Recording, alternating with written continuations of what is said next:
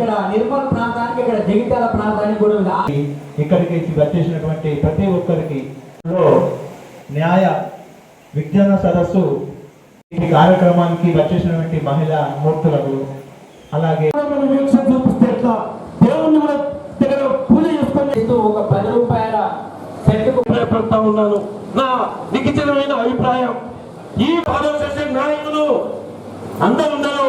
ఇలాంటి అన్నిటికన్నా నాకు ఖర్చు వేసింది ఏంటంటే, మన ఆడపడుచు గుడికి వెళ్తే పూజ చేయాలంట. ఏం చెప్పాడు శ్రీరాములు వారు? ఈ సంఘానికే ఉంటాను, ఈ సంఘానికి ఉంటానని. దేవుడు అందరికీ ఒకటే. ఒకవేళ ఇట్లా గ్రామ బహిష్కరణ ఇవన్నీ చేశారనుకోండి, నా సైడ్ నుంచి మీకు పాస్పోర్ట్ వెరిఫికేషన్లో ఇవ్వడం రాస్తా, పాస్పోర్ట్లు రావు. నాకేం రాస్తా, మా పిల్లలు వస్తారంటే మీ పిల్లలకు కూడా నేను ఇవ్వడం రాస్తా. ఇంకొకటి లైసెన్స్ విషయంలో కూడా రాస్తాను. గ్రామ బహిష్కరణలు ఇవన్నీ ఆపండి. కేసులు ఎక్స్ట్రాక్షన్ కేసులు పెడతాం. ఇప్పటిదాకా నేను ఫైనాన్షియల్ ఇన్వెస్టిగేషన్ స్టార్ట్ చేయలేదు. ఫైనాన్షియల్ ఇన్వెస్టిగేషన్ అంటే ఆస్తులు జప్తు చేయడం. ఎవరైనా మితిమీరితే మీ బీడీసీ బిల్డింగ్తో పాటు మీ బీడీసీకి వచ్చే రాబడి ఎక్కడి నుంచి వస్తుందో ఆ వాటిని కూడా జప్తు చేయడం మొదలు పెడతాను. ఫైనాన్షియల్ ఇన్వెస్టిగేషన్ కొత్త చట్టాల్లో ఉన్నాయి. నేను అక్కడికి వెళ్ళట్లేదు. నేను ఒకసారి అక్కడికి వెళ్ళాను అంటే ఇబ్బంది అవుతుంది. మీకు అందరికీ ఇచ్చే నా సందేశం ఇది, బీడీసీలు మంచిగా చెడ్డవో మీరు కూర్చొని ఆలోచించండి. సంస్థ దాంట్లో ఉన్న వ్యక్తులు బట్టి ఉంటుంది, మీరు చేసే మీ ఏం బట్టి ఉంటుంది.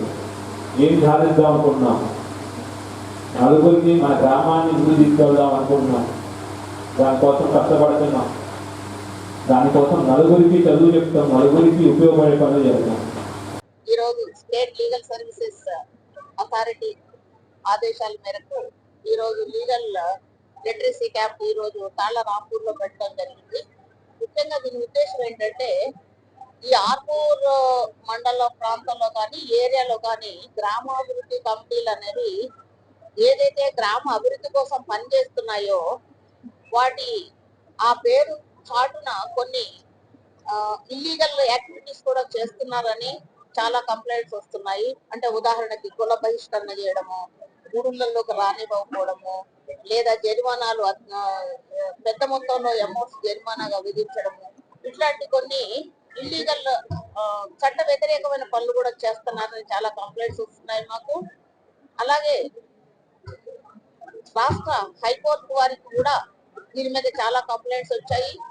దాని మీద వారు మాకు ఆదేశాలు ఇవ్వడం జరిగింది. ఇటువంటి విషయాలలో ఒకసారి వెళ్ళి పరిశీలించమని. ఆ సందర్భంగా మేము ఇక్కడ ఈ లీగల్ సర్వీసెస్ క్యాంప్ కండక్ట్ చేయడం జరిగింది. ఎందుకనంటే ఎన్నో సోషల్ సర్వీసెస్ ఆర్గనైజేషన్స్ ఉన్నాయి, అవన్నీ పనిచేస్తున్నాయి. గ్రామాభివృద్ధి కమిటీ కూడా అలాగే ఒక సోషల్ సర్వీస్ ఆర్గనైజేషన్ అనుకోవాలి. అది అభివృద్ధికి మాత్రమే పనిచేయాలి, కానీ చట్ట వ్యతిరేకమైనటువంటి కార్యకలాపాలు పనిచేయకూడదు. కాబట్టి వాళ్ళకి ఆ విధమైనటువంటి లీగల్ అవేర్నెస్ కల్పించడానికి ఈ రోజు వచ్చాము. ఎవరైనా సరే చట్టానికి లోబడి మాత్రమే పనిచేయాలి. అలా పనిచేయనప్పుడు మాత్రము ఆ చట్టం తీసుకునే చర్యలకు బాధ్యులు అవుతారు. ఆ విషయాన్ని వాళ్ళందరికీ క్లియర్ గా చెప్పడానికి, ఒక మెసేజ్ పంపించడానికి, ఇటువంటి కార్యకలాపాలు ఇక ముందు చేయకుండా ఉండడానికి, అభివృద్ధిని మాత్రమే వాళ్ళు చేసుకునే విధంగా ఇంకెటువంటి చట్ట వ్యతిరేక కార్యక్రమాలు వాళ్ళు చేయకూడదని కరాఖండిగా చెప్పడం జరిగింది.